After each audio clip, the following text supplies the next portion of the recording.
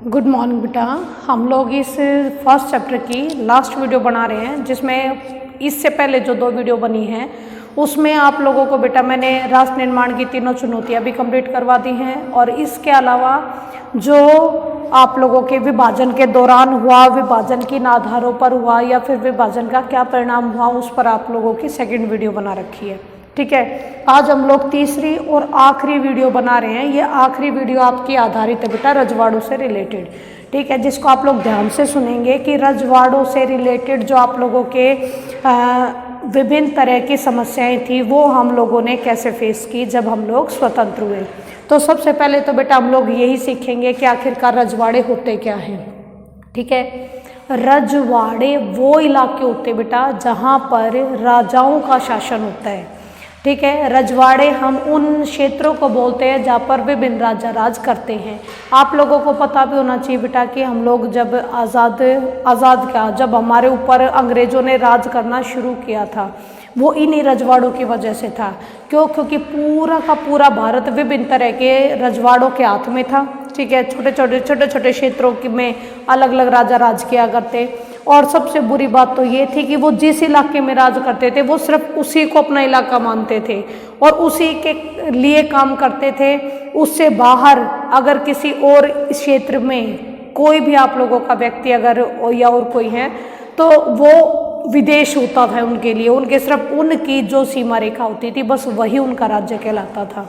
ठीक है, लेकिन और इनमें सबसे बड़ी बात एकता नहीं थी। इनके अंदर एकता नहीं थी, एक दूसरे के साथ लड़ना बढ़ना ये सब चलता था। इसीलिए ही जो ब्रिटिश थे, जो अंग्रेज थे, वो हम पर राज करने में सफल भी हुए।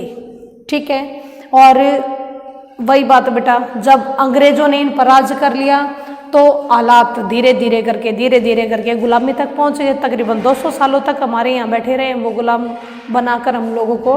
तो यहाँ पर आप लोगों को एक चीज़ तो समझनी पड़ेगी बेटा कि रजवाड़े आप लोगों के 2 तरह के होते हैं। एक तो है बेटा देसी रजवाड़े, ठीक है, और एक है ब्रिटिश रजवाड़े।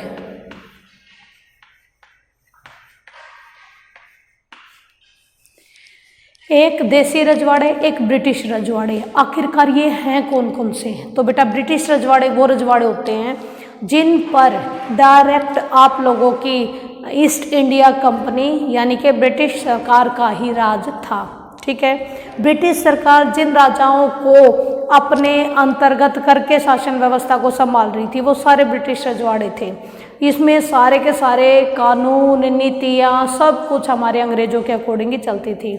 लेकिन जो दूसरे आप लोगों के जो देसी रजवाड़े हैं, ये देसी रजवाड़े कहने को तो आएंगे कि ये भारत के ही रजवाड़े हैं, लेकिन इनके राज्यों में भी यानी खुद अपने क्षेत्र में रहकर ये राजा अपने तरीके से काम कर सकते थे।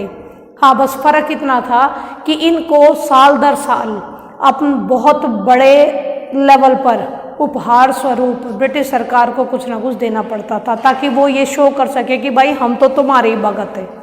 ठीक है, तो आप लोगों के रजवाड़े 2 तरह के थे। इस पर डायरेक्ट हमारे ब्रिटिश रजवाड़े थे उन पर डायरेक्ट हमारी ब्रिटिश सरकार का राज था।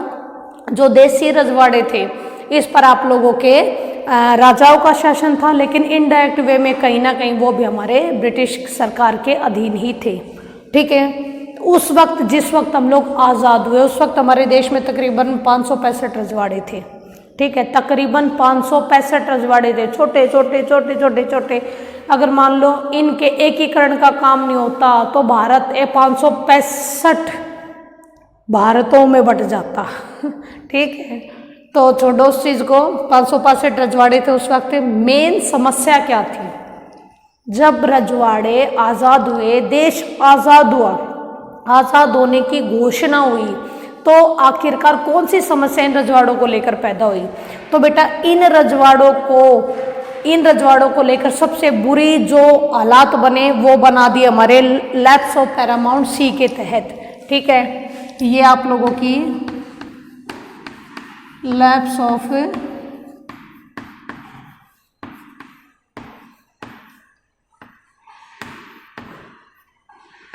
पैरामाउंट सी ये बेटा एक नीति थी। इसी नीति के तहत जो ब्रिटिशर्स थे उन्होंने विभिन्न रजवाड़ों को कर दिया आज़ाद, अपने अपने लिए खुद फैसला करो। ठीक, और ये फैसला लेने की जिम्मेदारी जनता की नहीं थी, सिर्फ राजा, जो राजा चाहेगा वही उस रजवाड़े के लिए सही साबित होगा। ठीक है, यानी फैसला लेने का अधिकार एक तरीके से राजाओं के हाथों में रख दिया गया, जनता के उसमें कोई पूछ नहीं रखी गई। ठीक है, जब 3 जून 1947 को आज़ादी की घोषणा कर दी गई थी तो उसी वक्त नेक्स्ट डे जब प्रेस कॉन्फ्रेंस हो रही थी, लॉर्ड माउंटबेटन ने विभिन्न देशों से आए हुए लोगों के साथ प्रेस कॉन्फ्रेंस की, तो उस वक्त उन्होंने लैप्स ऑफ पैरामाउंट सी का भी जिक्र किया और उन्होंने रजवाड़ों को ये बोल दिया कि भाई जिसका जहाँ मन करता है, जैसे मन करता है, अगर मन करता है भारत में रहो, मन करता है पाकिस्तान में जाओ, और बाई चांस कहीं पर भी आने का मन नहीं करता तो भाई स्वतंत्र रहो, तुम लोग आज़ाद हो। ठीक है, ये अपना प्यार उड़ेल रहे थे, अंग्रेज अपना प्यार उड़ेल रहे थे रजवाड़ों पर, लेकिन ये नहीं पता था कि यही चीज़ भारत के लिए सबसे प्रमुख समस्या बन जाएगी। क्यों? क्योंकि अगर सभी बीच बीच में से अगर एक राजा मिलता है, दूसरा नहीं मिलता है, तीसरा फिर पाकिस्तान के साथ मिल रहा है, ऐसे में पूरा का पूरा भारत छिन्न भिन्न होकर रह जाता। ठीक है, तो हमारे पास मेन समस्या यही थी और इसी समस्या को विकराल रूप मिलने लगा। कब? जब 11 जून 1947, डेट याद रखना, 11 जून 1947 को त्रावणकोर ने, जो केरल में अब, ठीक है, त्रावणकोर के राजा ने अपने आप को स्वतंत्र घोषित कर दिया था। उसने कह दिया था ना तो मैं भारत के साथ मिलूंगा ना मैं पाकिस्तान के साथ मिलूंगा, मैं तो स्वतंत्र रहूंगा। और उसकी देखा देखी आप लोगों के जो हैदराबाद के निज़ाम थे 12 जून को उसने भी कह दिया कि मैं भी नहीं किसी के साथ मिलूंगा, मैं भी स्वतंत्र रहूंगा। और भाई निज़ाम का तो था ही ये सिस्टम की एशिया के बड़े ताकतवर लोगों में से एक था, ठीक है, बड़े पैसे वाले लोगों में से एक था, तो वो तो अपनी ताकत झाड़ेगा ही झाड़ेगा। ठीक है, तो भाई ये समस्या बहुत विकराल होती नजर आई। जब ये बहुत विकराल होती नजर आई तो हमारी सरकार ने थोड़े से अपने रुख में परिवर्तन किया और एक बहुत बड़ा फैसला लिया। यह फैसला और इसका कि भारत को ऐसे बिखरने से बचाने के लिए एकजुट करके रखने का काम जिस व्यक्ति ने किया वो व्यक्ति था सरदार पटेल, सरदार वल्लभ भाई पटेल। और उसने पूरे भारत को एक कर दिया। इतना बड़ा काम जिसे कोई सोच भी नहीं सकता था, पटेल ने उसको कंप्लीट करके दिखा दिया। इसीलिए इसको लौह पुरुष की संज्ञा भी दी जाती है। ठीक है, तो जो आप लोगों के ये पटेल जी थे उन्होंने सिंपल तरीके से बोला कि भाई अगर यहाँ पर इनको भारतीय संघ में शामिल नहीं किया गया तो भारत की एकता और अखंडता बिल्कुल खत्म हो जाएगी। ठीक है, क्यों? क्योंकि देखे तो बहुत विकट बहुत बड़ी समस्या थी। क्योंकि उड़ीसा में मान लो 26 रजवाड़े हैं और 26 के 26 ने कह दिया हम तो आज़ाद होंगे, या फिर 26 में से तुम लोग यही कह दो कि 13 ने कह दिया कि हम लोग आज़ाद होंगे और 13 कह देंगे कि हाँ हम भारत के साथ जा रहे हैं, हम पाकिस्तान के साथ जा रहे हैं, तो क्या हालात होंगे उड़ीसा की। ठीक, छत्तीसगढ़ में 15 छोटे छोटे रजवाड़े थे। अब वो छोटे छोटे रजवाड़ों को अलग अलग तौर पर स्वतंत्र कैसे किया जा सकता था? या फिर सौराष्ट्र सबसे बड़ा इलाका बोला जाता था ये सौराष्ट्र, इसमें भी 14 बड़े और 119 छोटे रजवाड़े थे। ठीक है, अब अगर इन सब को स्वतंत्र छोड़ दिया जाए तो एक सिंपल सी बात है, खुद ही सोचो कि क्या ये इतना बड़ा भारत क्या एकता के सूत्र में बन पाता? 101% कभी नहीं। इसीलिए हमारी सरकार ने 3 तरह की रणनीतियां अपनाई थी, एक एकीकरण की, एक अधिमिलन की और एक लोकतांत्रिकरण की। ठीक है, इन तीनों रणनीतियों के माध्यम से इन्होंने पूरे के पूरे भारत के अलग अलग रजवाड़ों को साथ में मिला दिया। लेकिन इसके बीच में इसने बेटा एक मेन काम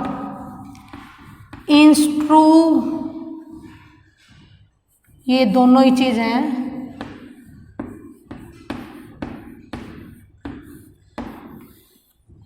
इंस्ट्रूमेंट ऑफ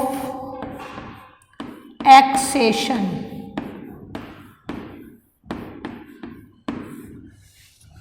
ये था बेटा एक सहमति पत्र। ठीक है, एक सहमति पत्र या प्रपत्र था जिस पर सिग्नेचर करने का मीनिंग होता था कि वो भारतीय संघ में शामिल हो गए। सबसे पहले तो पटेल ने इस इंस्ट्रूमेंट ऑफ एक्सेशन को तैयार करवाया। ठीक है, अब देश में जो तकरीबन 565 रजवाड़े थे, अब इनको पहले तो फ्री छोड़ दिया, एकीकरण नीति अपनाकर कि भाई जिसका मन करे आकर भारतीय संघ में शामिल हो जाओ। इसके बदले में हम आप लोगों को जितनी आपकी संपत्ति है उस संपत्ति के हिसाब से पेंशन देने का काम करेंगे, जिसे हमने प्रीवी पर्स का नाम दिया था। ठीक है, तो जो खुद मिलना चाहते थे ऐसे रजवाड़ों की संख्या काफी ज्यादा थी, उन्होंने खुद से आगे आए, इंस्ट्रूमेंट ऑफ एक्सेशन पर साइन किया और भारतीय संघ में शामिल हो गए।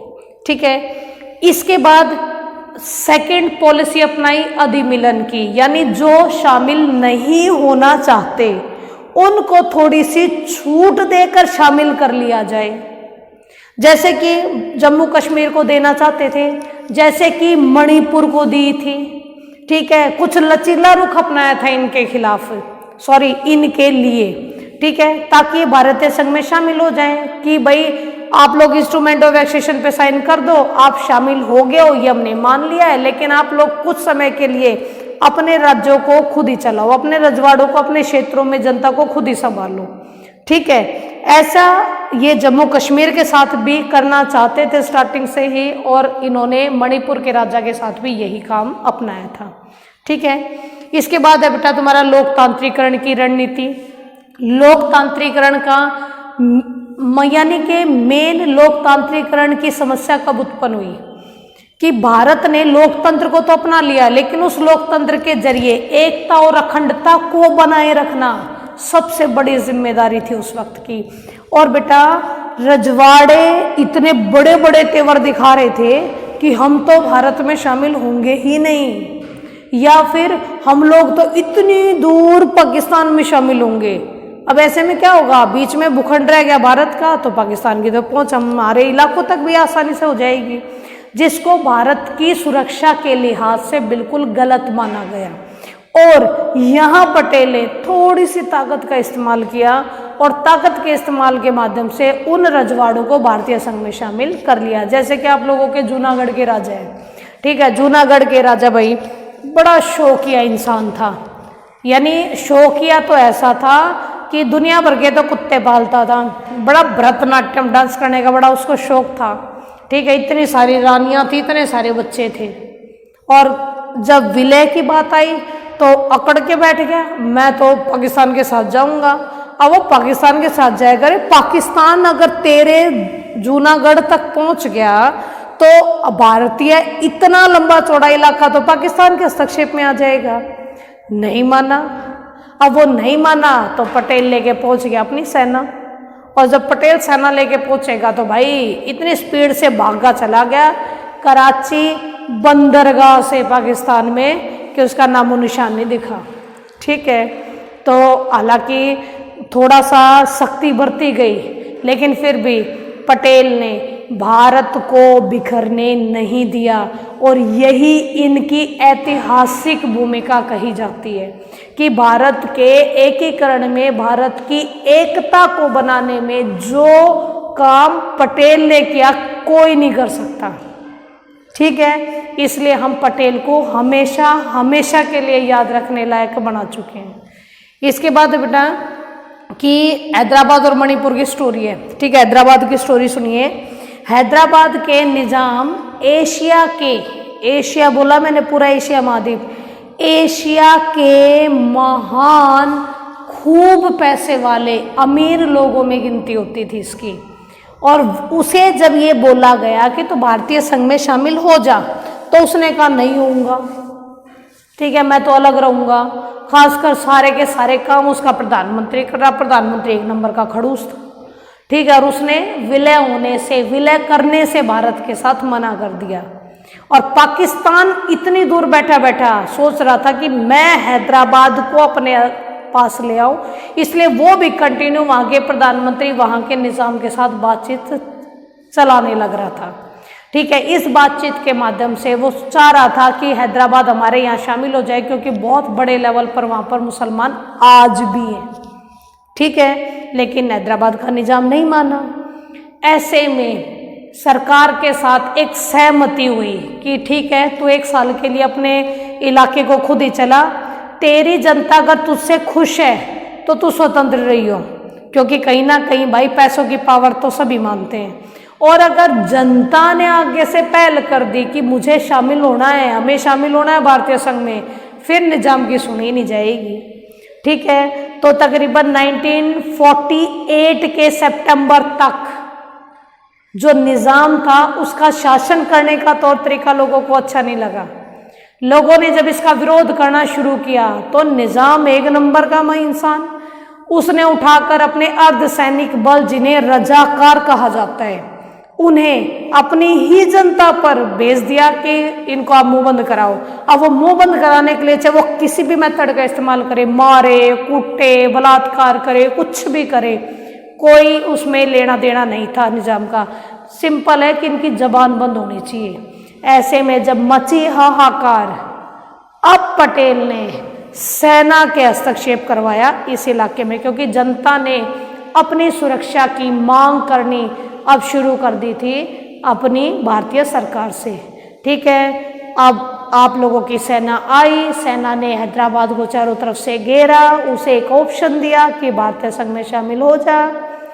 अब निजाम को मजबूरी में ही सही सिग्नेचर करने पड़े और हैदराबाद पूरी तरह से भारतीय संघ में शामिल हो गया। ठीक है, इसके बाद आता बेटा तुम्हारा मणिपुर। मणिपुर के बिल्कुल अपोजिट था। मणिपुर के जो राजा बोधचंद्र जी थे वो खुद ही चाहते थे कि मणिपुर को भारतीय संघ में शामिल कर दिया जाए, और इसके लिए इसने इंस्ट्रूमेंट ऑफ एक्सेशन पर साइन भी कर दिए थे। लेकिन इसके बदले सरकार ने इसकी जनता की इच्छा का मान रखते हुए राजा बोधचंद्र को पूरी तरीके से आज़ादी दे दी थी, स्वायत्ता दे दी थी कि अपने इलाके में तो अपने तरीके से काम कर सकता है। ठीक है, अब क्यों? क्योंकि जनता के अकॉर्डिंग तो चलना पड़ेगा, क्योंकि जनता शामिल नहीं होना चाहती थी भारतीय संघ में। ठीक है, वो बिल्कुल नहीं चाहती थी कि भारतीय सरकार उनके लिए नीति नियम कानून बनाए। अब ऐसे में जो रजवाड़े थे, जो राजा थे, राजा बोधचंद्र जी, उन राजा बोधचंद्र जी ने एक सिंपल सी बात कही कि हम लोग कांग्रेस यानी जो वहाँ पर क्षेत्रीय पार्टियाँ छोटी छोटी, कि इन क्षेत्रीय पार्टियों के माध्यम से काम करेंगे और हेड मैं बना रहूँगा, काम ये सारे करेंगे। ऐसे में इलेक्शन करवाए गए। पहली बार मणिपुर में ही सार्वभौमिक वयस्क मताधिकार के आधार पर, जो आप लोगों का यूनिवर्सल एडल्ट फ्रेंचाइज है, उसके आधार पर पहली बार इलेक्शन मणिपुर में ही हुए हैं। ये आप लोगों का जीके के क्वेश्चन के लिए भी बेस्ट है, या 1 नंबर का क्वेश्चन भी इससे बहुत अच्छा बनता है। ठीक है, तो उस आधार पर जब इलेक्शन हुए तो मणिपुर के लोगों ने मणिपुर कांग्रेस पार्टी को चुना। अब मणिपुर कांग्रेस पार्टी जब सत्ता में आई तो उसने भी इस चीज को थोड़ा सा महत्वपूर्ण बनाते हुए उसने भी भारतीय संघ में पूरी तरह से शामिल होने की बात रखी।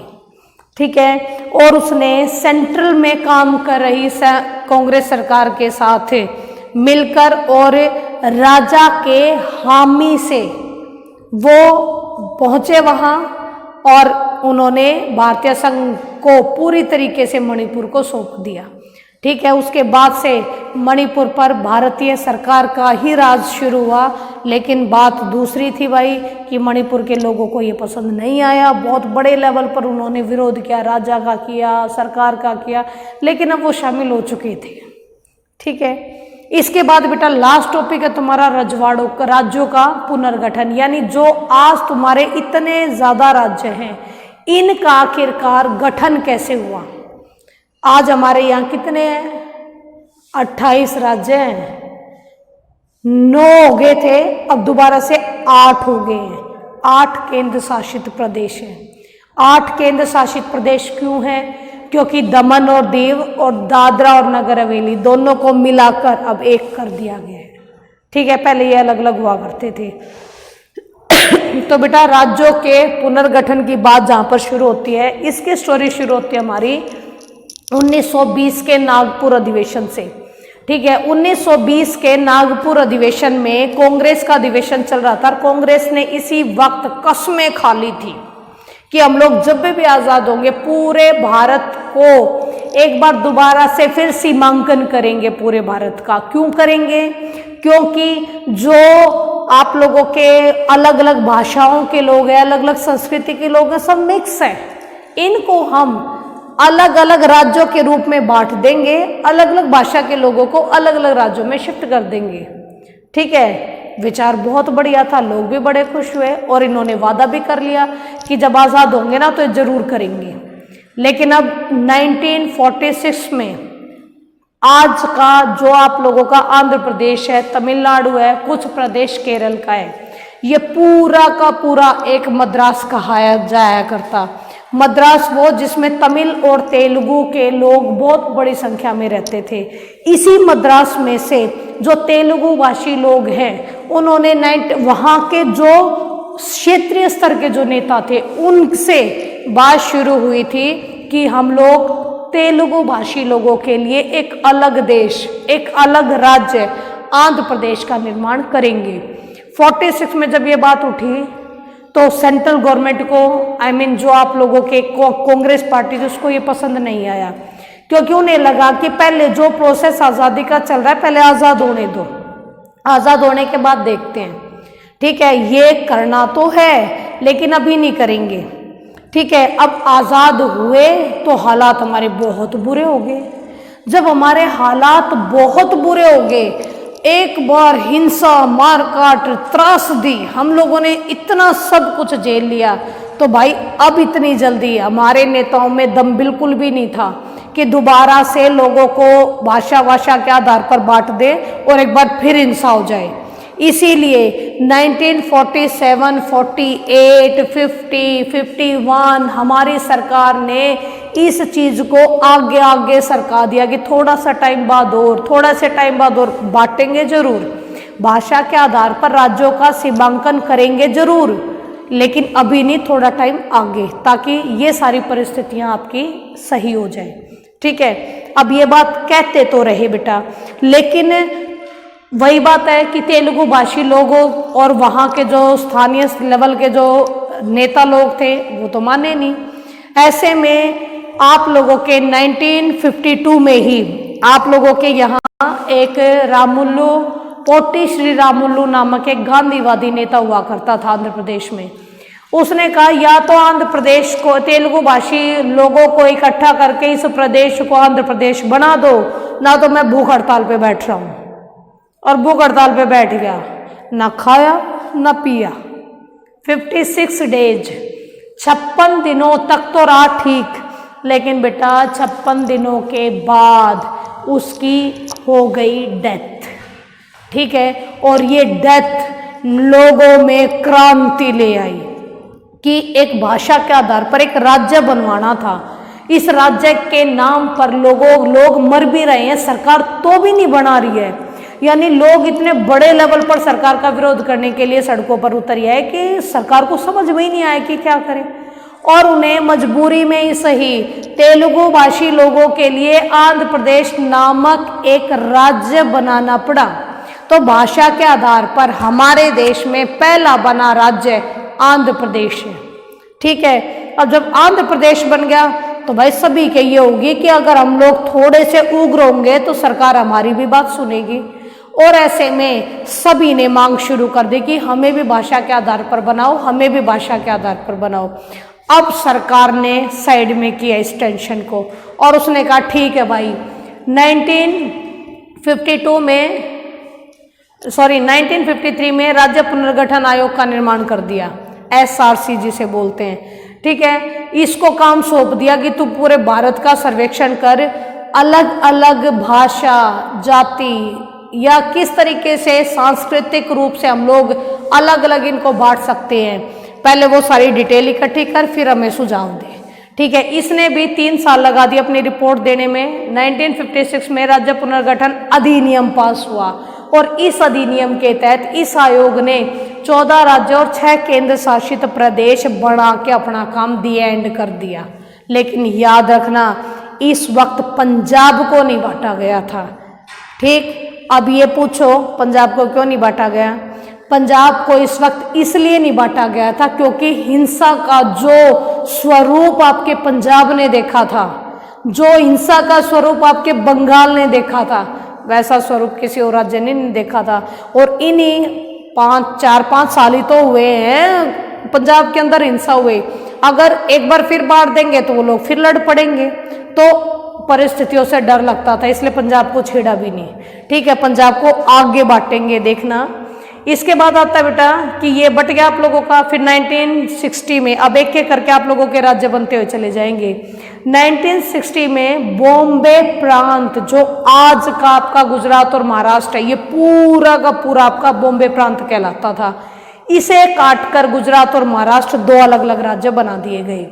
इसके बाद 63 में असम को काटकर नागालैंड बना दिया गया। हालांकि ये पूरी तरीके से मंजूरी वाली बात नहीं थी, क्योंकि नागालैंड के एक समुदाय के लोग थे, जो नागा समुदाय के लोग थे, कुछ प्रॉब्लम में तो थे, जिनकी प्रॉब्लम अब मोदी के आने के बाद सॉल्व हुए ना। तो इतने लंबे समय से नागालैंड में नक्सलवाद बड़ा प्रभावी था, यानी सरकार के खिलाफ अपनी मांगों के लिए बहुत कुछ करने की चीजें इस नागालैंड के पास थी।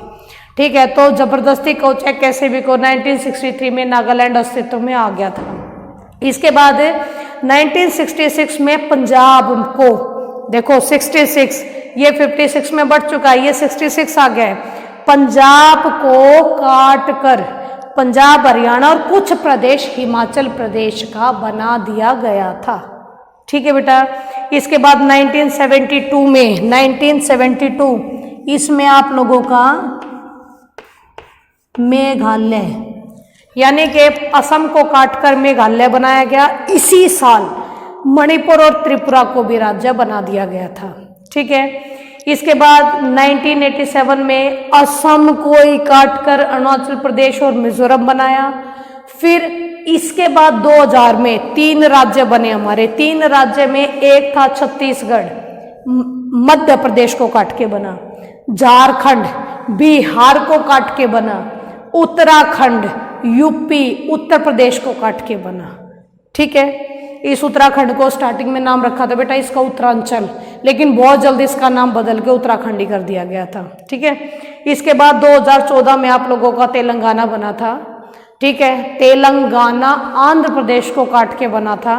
और बेटा अब जैसे अगर आप लोग 2020 में हो तो 2019 में जम्मू कश्मीर से धारा 370 को हटाकर उसे भी आपके केंद्र शासित प्रदेशों में शामिल कर दिया गया है। ठीक है। जम्मू कश्मीर को एक जगह और इसमें से लद्दाख को अलग कर दिया गया है, क्योंकि बहुत ज़्यादा जनसंख्या थी नहीं और पिछड़ा हुआ इलाका ज़्यादा था, इसलिए उस इलाके के विकास के लिए लद्दाख को जम्मू कश्मीर से अलग निकाल दिया गया है। तकरीबन 2 लाख की जनसंख्या, ज़्यादा नहीं है वहाँ। ठीक है। तो ये अब आप लोगों के अलग अलग करके केंद्र शासित प्रदेश बने हुए हैं। यहाँ होता है बेटा आपके चैप्टर का दी एंड। मेरे हिसाब से बहुत अच्छे से समझ में आया होगा। Thank you very much.